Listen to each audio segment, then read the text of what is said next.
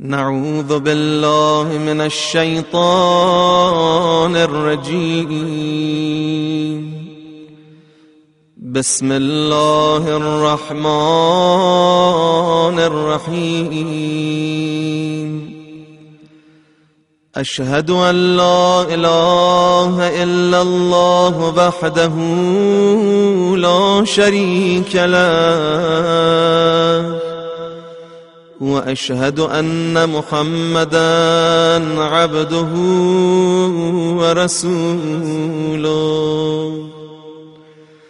اللهم صل على محمد وآل محمد.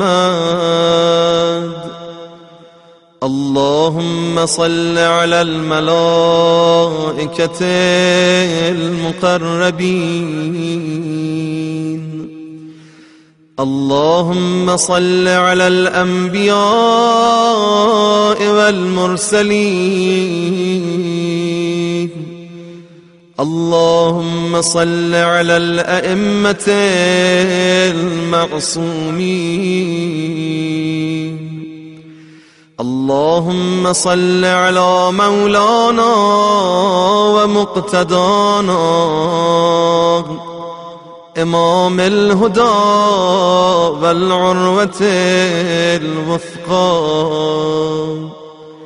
وحجتك على أهل الدنيا، الذي قال في حقه سيد الورى وسند البرايا: ستدفن بضعة مني بأرض خراسان، ما زارها مكروب إلا نفس الله كربه، ولا مذنب إلا غفر الله ذنبه. اللهم بشفاعته المقبولة ودرجته الرفيعة أسألك أن تنفس به كربي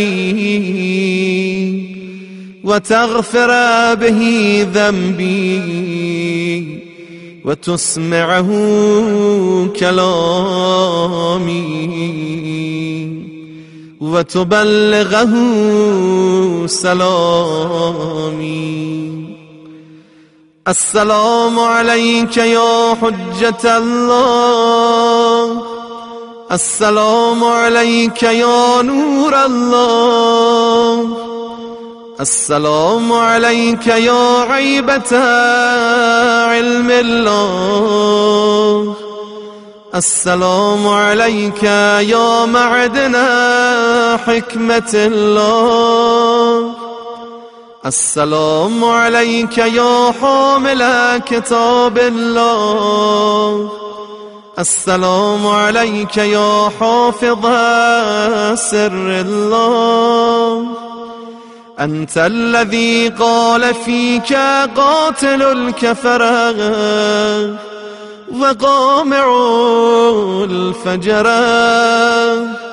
علي أمير المؤمنين ووصي رسول رب العالمين، صلوات الله وسلامه عليه. سيقتل رجل من ولدي بأرض خراسان بالسم ظلما، اسمه اسمي واسم أبيه، اسم ابن عمران موسى. ألا فمن زاره في غربته غفر الله له ذنوبه ما تقدم منها وما تأخر، ولو كانت مثل عدد النجوم وقطر الأمطار وورق الأشجار. مولاي مولاي ها أنا واقف بين يديك وذنوبي مثل عدد النجوم وقطر الأمطار وورق الأشجار، وليس لي وسيلة إلى محوها إلا رضاك. مولاي ما أحسب في صحيفتي عملا أرجى عندي من زيارتك، كيف وقد قال في حقها باقر علم الأولين والآخرين صلوات الله عليه: يخرج رجل من ولد موسى اسمه اسم أمير المؤمنين عليه السلام، فيدفن بأرض خراسان. من زاره عارفا بحقه أعطاه الله أجر من أنفق من قبل الفتح وقاتل. فأتيتك زائرا لك عارفا بحقك عالما بأنك إمام مفترض الطاعة غريب شهيد، راجيا بما قاله الصادق عليه الصلاة والسلام: يقتل حفدتي بأرض خراسان في مدينة يقال لها طوس. من زاره عارفا بحقه أخذته بيدي يوم القيامة وأدخلته الجنة، وإن كان من أهل الكبائر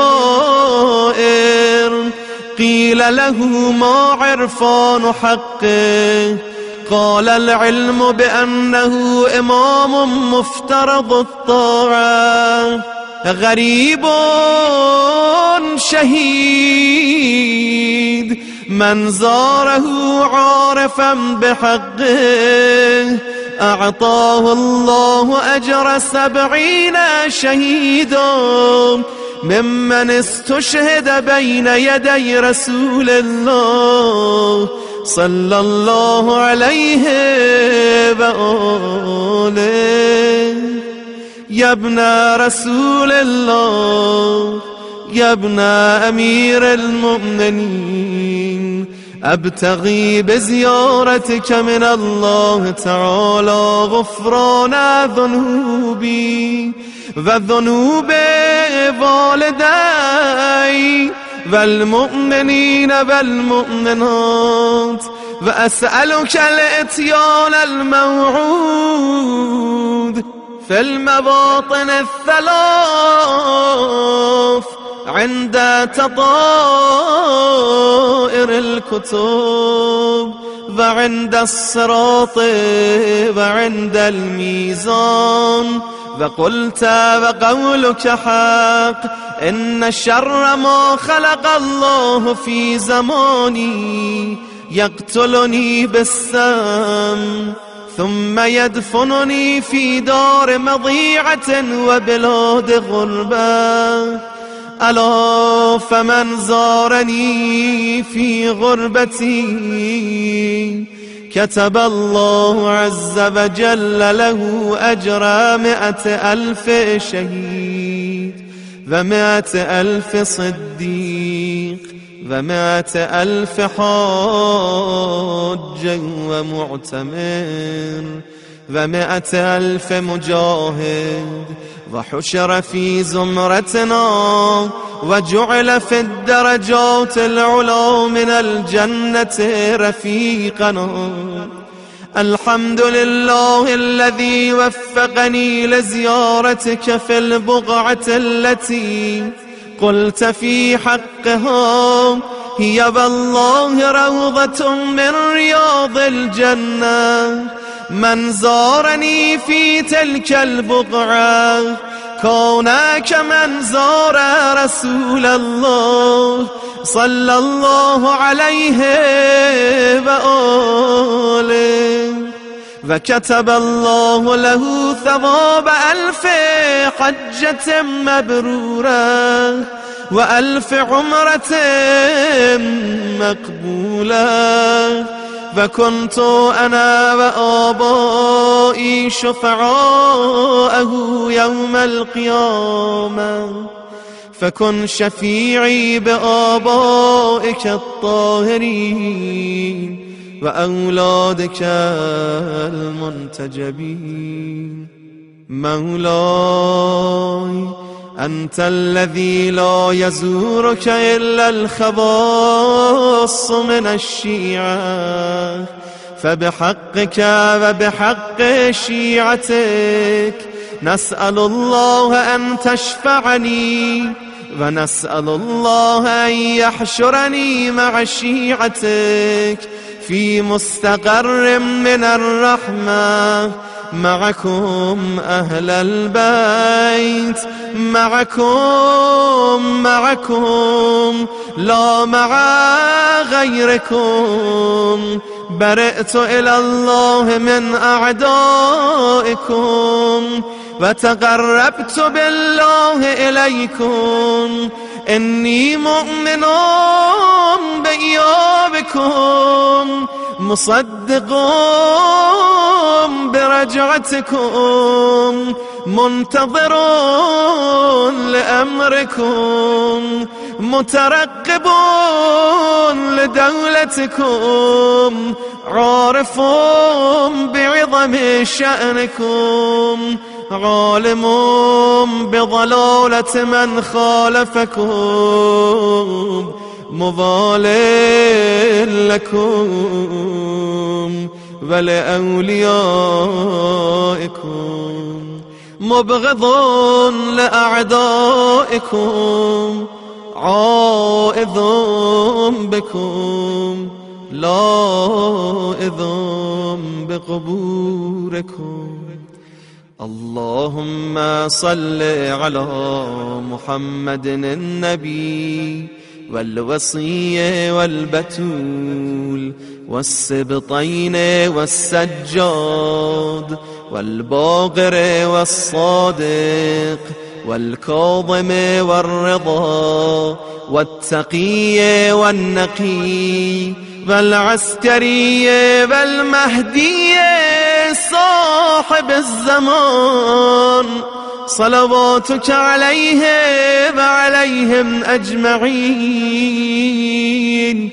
اللهم إن هؤلاء أئمتنا وسادتنا وقادتنا ورعاتنا اللهم وفقنا لطاعتهم وارزقنا شفاعتهم واحشرنا في زمرتهم واجعلنا من خيار مواليهم برحمتك يا أرحم الراحمين.